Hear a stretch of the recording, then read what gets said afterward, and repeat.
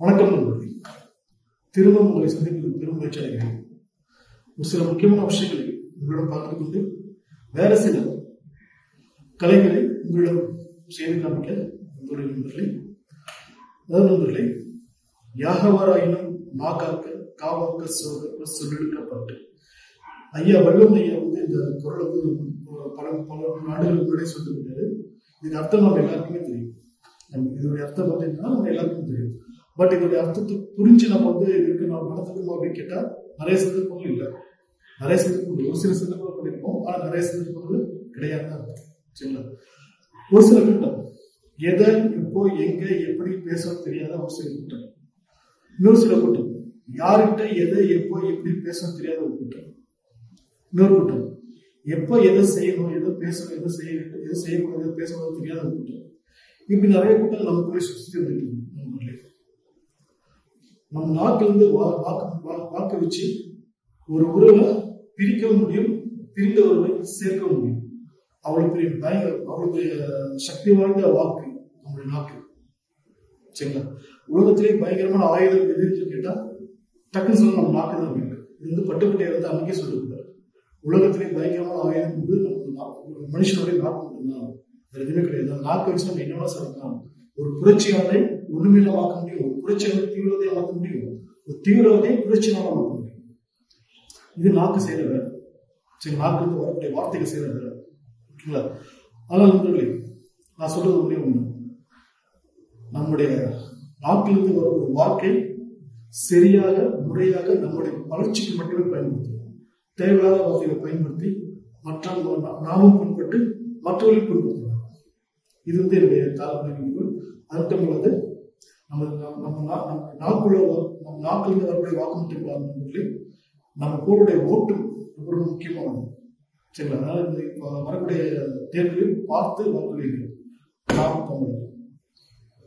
நண்பர்களே, இப்போ நம்மளுடைய கை கால் வச்சு பயிற்சி வந்து நம்ம பார்க்கணும்.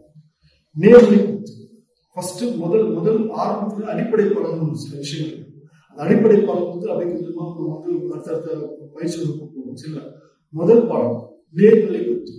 முதல்ல காலை நோன்ஷல் பிரெத் நேரா வந்து காலை முடிச்சு தோள்பட்டைக்கு நேரா இந்த காலை நேரம் வச்சு கை நேரம் வச்சு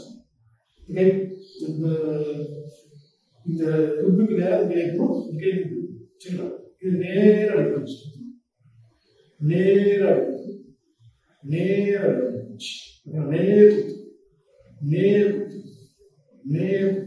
இதை பண்ணும்போது உங்களுக்கு ரெண்டு காலம் வந்து ஒரு தோள்பட்ட இடம் இருக்கணும், முட்டி லேசா மடங்கி இருக்கணும், பாதம் வந்து தரையை அழுத்தி பிடிச்சிருக்கு நேரம்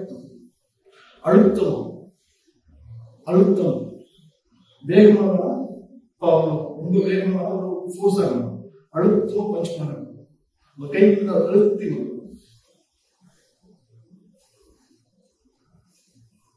இது மாதிரி ஒரு 100 பயிற்சி பண்ணிட்டு அதுக்கப்புறம் கொஞ்சம் பவர் பண்ணும், கொஞ்சம் ஃபோர்ஸ் பண்ணும், பவர் கொடுத்து அடுத்து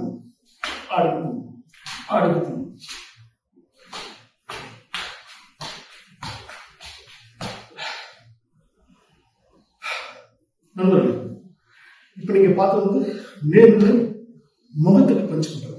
முகத்துக்கு இந்த இடம் இல்ல, இந்த இடம் இங்க பஞ்ச் பண்றது, இங்க குத்துறது. இதே குத்து வந்து பாத்தீங்கன்னா கீழே நெஞ்சு பிடிக்கணும். நேரம் நெஞ்சு பிடி இல்லையா, நெஞ்சு பிடிக்கு குத்துறது.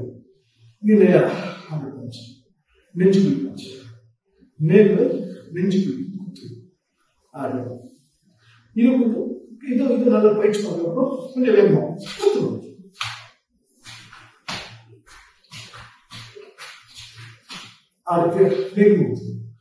இதே அப்படி கீழே அடிவேறு குத்து. இங்க இருந்து கீழே பார்த்தீங்கன்னா கை எப்படி கொடுத்தீங்கன்னா இது நேரம்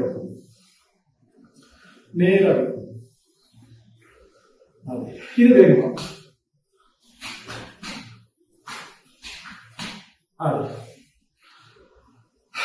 நண்பர்களே, நான் உங்களுக்கு கேட்கறது ஒன்று. யாகவாராயும் நாகாக்கு சோகங்கள் சொல்லொழுக்கப்பட்டு நம்ம ஐயன் வலுவது அழகா தெளிவாக சொல்லிச்சுட்டு. அதனால நம்முடைய நாட்டிலிருந்து வரக்கூடிய வாக்கை சரியா பயன்படுத்தணும். நம்ம நாட்டிலிருந்து வரக்கூடிய வாக்கு மட்டும் இல்லை, நம்ம விரலுக்கு வரக்கூடிய வாக்கையும் நம்ம சரியாக பயன்படுத்தணும். நன்றி, வணக்கம்.